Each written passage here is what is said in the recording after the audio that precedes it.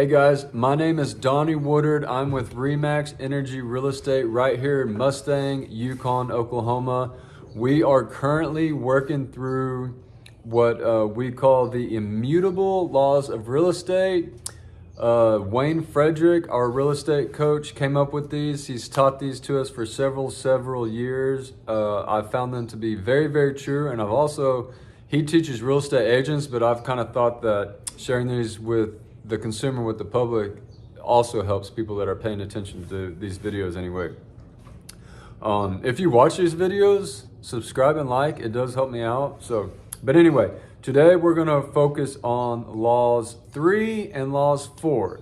So we'll get right into it. So law number 3 is called information. Seller information decreases over time, buyer information increases over time. So here's why seller information decreases over time. And I like to think that I'm a little bit different than a lot of these agents that I'm gonna kind of talk about here. I try to be different, I try to be better. I found this law to be true based off of talking with many expired sellers, sellers in general, people that have sold their house before, blah, blah, blah. So whenever a seller first lists their house for sale, oftentimes the realtor just gives them this abundance of information, comparables, talking about the process, talking about the contract, all this stuff, why your house is sold for this, why we should list it for that, blah, blah, blah. As time goes by, if we miss the mark on listing price, or a lot of times, you, as a realtor, you suggest a price, you try to get a seller to list a price for a certain price, the seller wants to go higher, so it does sit for a little bit. It becomes harder, and I know this to be true also. Like I said, I try to be different than most, but it becomes harder to communicate with that seller sometimes because they're getting more and more frustrated. You don't always have a lot of information, so I try to keep up with my sellers once a week if there haven't been any showings or anything. So if we haven't had a showing in 2 weeks, I've called this seller 2 weeks in a row and said, hey, we're still marketing it, we're still pushing it. Well, what we agreed that we're gonna do to market your home for sale. And time after time, a lot of agents, it just becomes easier not to talk to the seller at all because they're frustrated, you don't have anything to say to them, the house hasn't shown, those kinds of things. The market, selling a home, the market is fluid. So and this is another law, either you're helping someone else sell their house or they're helping you sell your house. So if you list your house right from the bat for $200,000 and you're the most affordable one, and then 2 days afterwards, one came up for $190,000, then one came up for $195,000, then all of a sudden yours isn't the best priced home.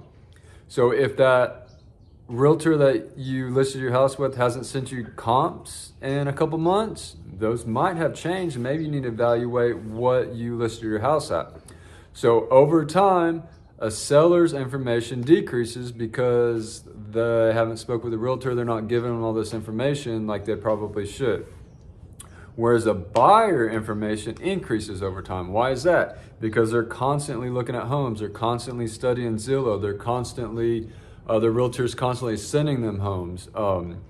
They are paying attention to homes that they like. They're liking on Zillow or the MLS or whatever. And then they're seeing how long it takes for that to go pending. So how long are homes in their price range lasting that they like?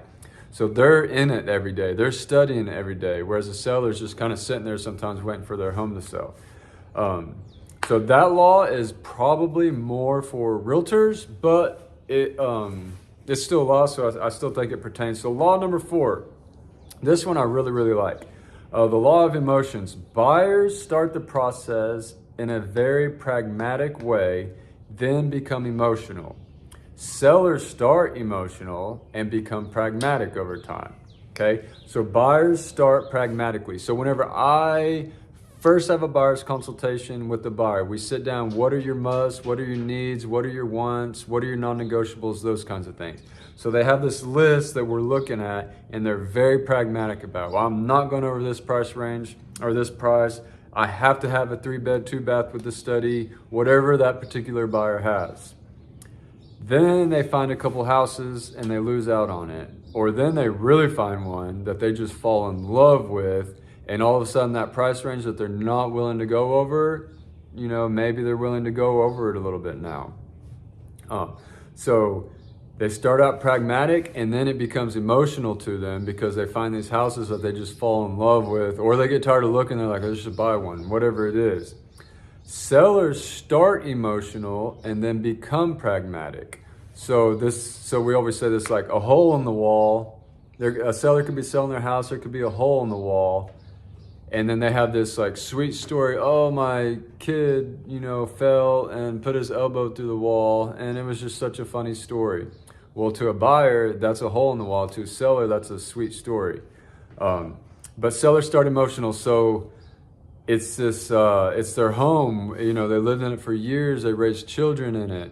But over time, as it starts to set, as a seller, you tend to become very pragmatic. Like, all right, now what do we need to do to get this sold? Especially if you found a house that you really want, then you really become pragmatic on trying to get your house sold.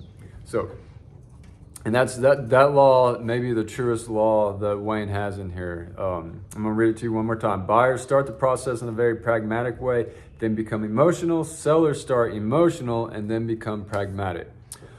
So again, if you need help, if you're in my area, the Oklahoma City metro area, specifically Mustang, Yukon, give me a call. I'd love to talk to you about your house. I'd love to help you find a house. If you need any help at all, holler at me. Thanks.